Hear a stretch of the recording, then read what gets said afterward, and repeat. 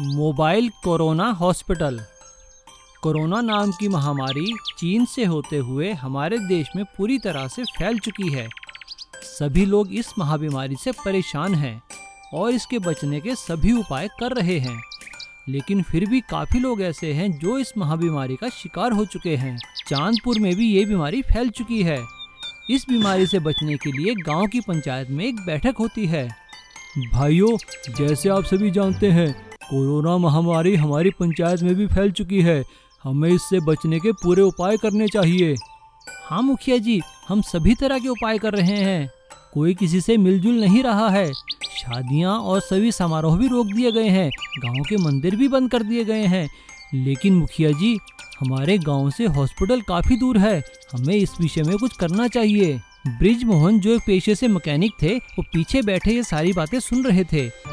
उन्होंने पंचायत की सारी बातें सुनी और कुछ करने की ठानकर वहां से चल पड़े। ब्रिज मोहन अपनी वर्कशॉप में गए और वहां खड़ी एक पुरानी बस को देखकर उनके मन में कुछ आइडिया आया। उन्होंने उस बस को मोबाइल हॉस्पिटल में बदलने की ठान ली और शहर में रहने वाले अपने दोस्त राजेश को फोन किया।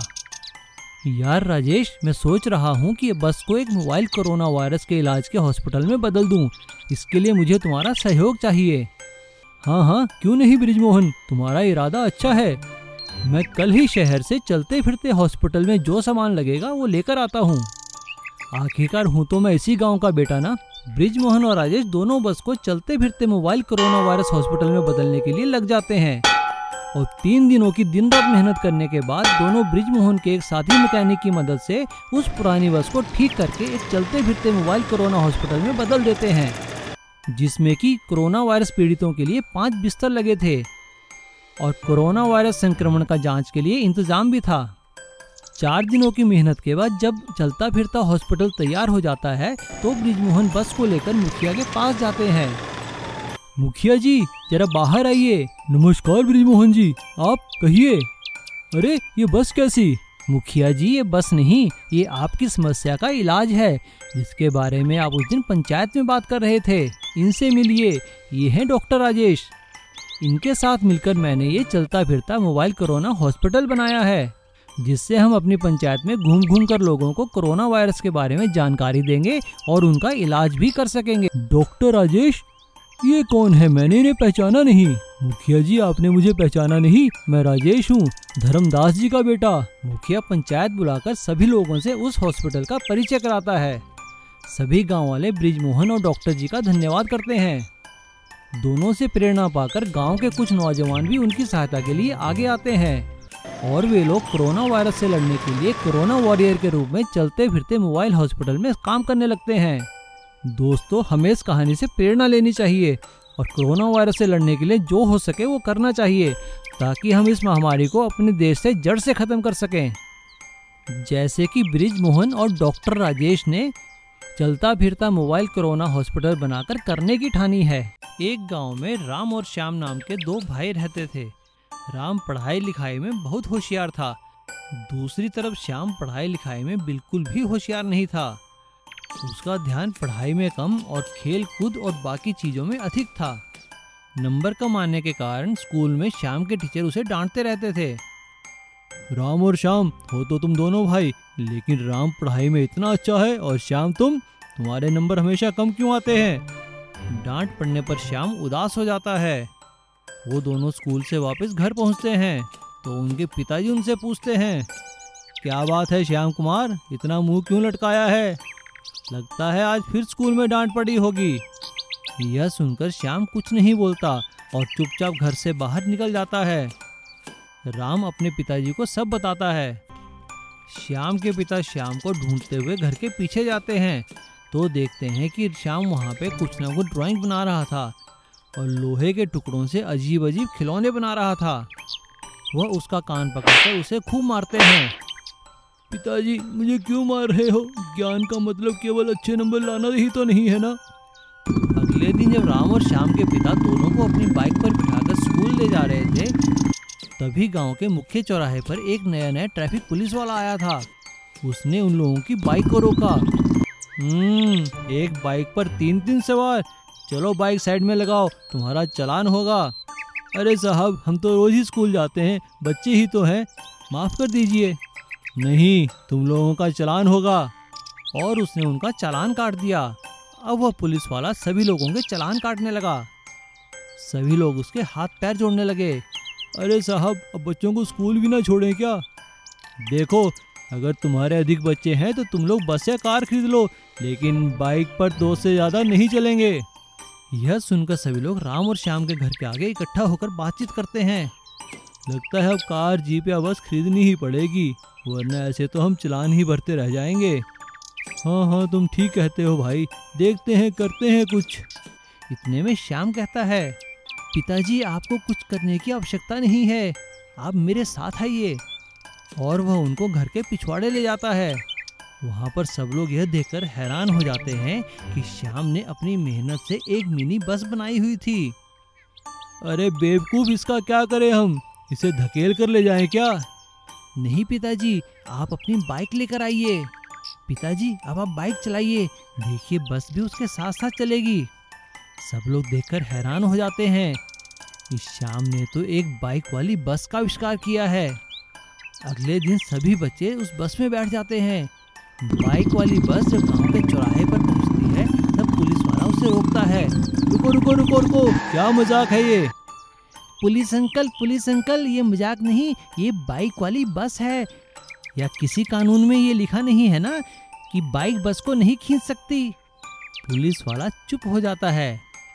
और इस तरह से श्याम की बाइक वाली बस उन लोगों की समस्या का हल निकाल लेती है और सभी बच्चे मिलकर स्कूल जाने लगते हैं। कई साल पहले निजामपुर गांव में 2 दोस्त रहते थे। एक का नाम था भीमा और एक का नाम था बबलू। उन दोनों को फिल्म में एक्टिंग करने का बहुत शौक था। काफी मेहनत करने के बाद दोनों को एक फिल्म में एक्टिंग करने का मौका मिला। उस फिल्म की शूटिंग हो रही थी। एक बड़ी सी मछली लोगों के पीछे भाग रही थी। तभी डायरेक्टर ने कट और ओके शॉट का इशारा दिया और लंच ब्रेक के लिए कहा। मछली के अंदर से भीमा और बबलू बाहर निकले।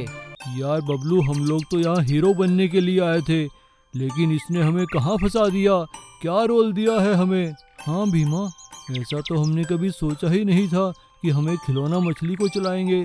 तुम ठीक कहते हो, जल्दी चलो वरना कैंटीन में खाना भी खत्म हो जाएगा। तभी मछली को देखकर भीमा बोलता है, यार बबलू, मेरे मन में एक आइडिया आया है। वह बबलू के कान में कुछ कहता है। वो दोनों रात को मौका पाकर खिलौना मछली को चुरा लेते हैं और उसे लेकर समुद्र के अंदर चले जाते हैं। समुद्र के अंदर इतनी बड़ी मछली को देखकर नाव वाले घबराने लगते हैं। मैं तुम्हें खा जाऊंगी। बचना चाहते हो तो तुम्हारे पास जो भी है सब मेरे मुंह में डाल दो। हे मछली रानी, मुझे मत मारो, ये लो, ये मैं तुम्हारे मुंह में डालता हूँ। ऐसा कहकर नाव वाला जितने भी उसके पास पैसे होते हैं मछली के मुंह में डाल देता है। वो सारे पैसे मछली के अंदर बैठे भीमा और बबलू को मिल जाते हैं। दोनों खुश हो जाते हैं। देखा बबलू, मैं ना कहता था, कमाई करने का इससे अच्छा जरिया नहीं हो सकता। हाँ यार भीमा, लेकिन बहुत भूख लगी है, क्या करें। वो देख बबलू, एक और नाव, चलो वहाँ चलते हैं। वो दोनों मछली को चलाकर उस नाव के पास लेकर जाते हैं। तुम मछुआरों ने हम मछलियों को बहुत सताया है, अब हमारी बारी है। मुझे बहुत भूख लगी है, जो कुछ भी है तुम्हारे पास वो मुझे दे दो, मैं खाना चाहती हूँ। इतनी बड़ी मछली देखकर उस नाव के ऊपर के नाविक भी डर जाते हैं। हाँ मछली रानी, ये लो, ये हमारे पास बिरयानी है, आप इसे खा लो। और वह नाव वाले नाविक अपनी सारी बिरयानी उस मछली के मुंह में डाल देते हैं, जिसे अंदर बैठे भीमा और बबलू बड़े मजे से खाते हैं। इस तरह कई दिन भी जाते हैं और उस बड़ी जादुई मछली के चर्चे सभी नाविकों में होने लगते हैं। इस बात का पता एक बहादुर मछुआरे विक्रम सिंह को लगता है। वह अपनी नाव लेकर समुद्र में जाता है। तुम खुद को बहुत होशियार समझते हो ना, मैं तुम्हें नहीं छोड़ूंगी। जल्दी मुझे कुछ खाने को दो, नहीं तो तुम्हें खा जाऊंगी। उन दोनों की आवाज सुनकर विक्रम सिंह समझ जाता है कि यहाँ तो जरूर कुछ गड़बड़ है। वह उनसे कहता है, हे मछली रानी, मेरे पास आपके खाने के लिए स्वादिष्ट व्यंजन है, कृपया इन्हें कबूल कीजिए। भीमा और बबलू स्वाद खाना देखकर खुश हो जाते हैं, लेकिन वो नहीं जानते थे कि विक्रम सिंह ने उसमें नींद की दवाई मिला दी है। सारा खाना खाते ही भीमा और बबलू को नींद आ जाती है और मछली एक ही जगह खड़ी रहती है। मौका पाकर विक्रम सिंह उस मछली पर छलांग लगाता है और वह जैसे तैसे उस मछली के अंदर घुस जाता है और बबलू और भीमा का सारा भांडा फूट जाता है। इस तरह विक्रम सिंह की अक्लमंदी से नाविकों को जादुई मछली के लालच से छुटकारा मिल जाता है। जेसीबी रिपेयर वाला। राम सिंह एक मैकेनिकल इंजीनियर था। इंजीनियरिंग के बाद उसने नौकरी ना करके अपने ही गांव में एक छोटी सी वर्कशॉप खोल ली। उस वर्कशॉप में वो जेसीबी और बाकी अर्थ मूवर्स की रिपेयरिंग करता था। जेसीबी में कैसी भी खराबी हो उसे ठीक करना उसका बाएं हाथ का काम था। वो अपने काम को बहुत लगन और ईमानदारी से करता था। सभी लोग उसकी तारीफ करते थे। वाह भाई राम सिंह, मैकेनिकल इंजीनियर होने के बाद भी तुम यहाँ पर हाथ काले कर रहे हो और जेसीबी रिपेयर का काम बड़ी ईमानदारी से करते हो। तुम्हारी मेहनत देखकर हम बहुत खुश हुए। Thank you sir. अपना काम करने में कैसी शर्म, मैकेनिकल इंजीनियर हूँ तो क्या हुआ, काम तो काम ही होता है ना सर। तुम्हारे विचार सुनकर मुझे बहुत अच्छा लगा। आज से मेरी कंपनी की सभी जेसीबी तुम ही रिपेयर करोगे। Thank you sir. Ram Singh के पास काम की कमी नहीं थी। उसने अपनी सहायता के लिए अपने वर्कशॉप में 3-4 लड़कों को भी रखा था। एक साल काम की आपाधापी से थकान मिटाने के लिए राम सिंह अपने परिवार के साथ हिल स्टेशन पर घूमने जा रहा था, लेकिन तभी रास्ते में काफी ट्रैफिक जाम हो गया। राम सिंह ने गाड़ी से उतरकर पूछा, क्या बात है भाई साहब, इतना ट्रैफिक जाम क्यों है? कुछ नहीं भाई साहब, यहाँ से 1 किलोमीटर आगे बहुत बड़ा लैंडस्लाइड हुआ है और एक मकान उसमें दब गया है। पुलिस और प्रशासन बचाव की कोशिश कर रहा है। उस मकान के अंदर 6 लोग फंसे हुए हैं। राम सिंह गाड़ी से उतरकर पैदल ही आगे देखने के लिए निकल पड़ता है। वहां पर एक जेसीबी बचाव कार्य में लगी हुई थी, लेकिन अचानक सभी लोग परेशान हो जाते हैं। अरे भाई क्या हुआ, जेसीबी क्यों रोक दी? सर लगता है इसमें कोई खराबी आ गई है, मैं देखता हूँ अगर ठीक हो जाए तो। अरे देखो भाई जल्दी करो, मकान में लोग फंसे हुए हैं, उनको बचाना बहुत जरूरी है। दूसरी जेसीबी आने में पता नहीं कितना समय लगे। वहां खड़ा राम सिंह ये बातें सुन रहा होता है। वो देखता है कि जेसीबी का ड्राइवर जेसीबी ठीक नहीं कर पाता। तब राम सिंह उसके पास जाता है। भाई जेसीबी में क्या हुआ? एक पुलिस वाला राम सिंह से कहता है, अरे साहब आप जाइए यहाँ से, इसे अपना काम करने दीजिए। राम सिंह हंसकर पुलिस वाले से कहता है, देखिए सर मैं एक मैकेनिक हूँ, मैं आपकी जेसीबी ठीक कर सकता हूँ। यह बात सुनकर सब हैरान हो जाते हैं।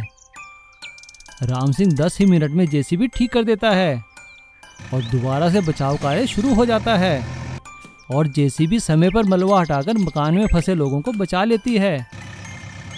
जेसीबी देखते ही देखते सारा मलबा साफ कर देती है। सभी लोग राम सिंह का धन्यवाद करते हैं।